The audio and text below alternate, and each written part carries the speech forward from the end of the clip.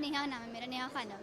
नेहा, ये बताओ कि आपने ये जो माइंड में रख के चीज़ें बनाई और जिस वाले से आपने डिप्लोमा किया जी। है, आगे क्या आप फ्यूचर में चाह रही हो अपना क्या करियर चूज़ करना जी, चाहती मैंने ग्राफ़िक डिज़ाइनर जो है, मैंने इस चीज़ को रखते हुए मुझे मतलब पहले से ही बहुत इन चीज़ों को इंटरेस्ट था, डेवलप करना, चीज़ें खुद से क्रिएट करना, क्या इस चीज़ें कैसे होती हैं, मतलब इलस्ट्रेशन वगैरह किस तरीके से होती है।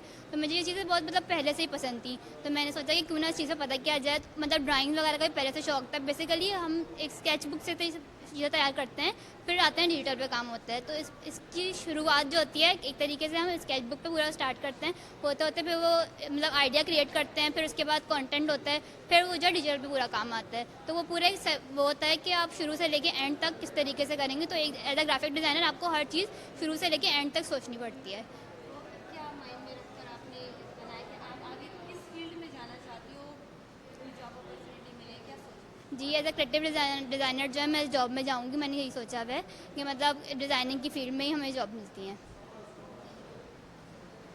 अच्छा, और स्टूडेंट का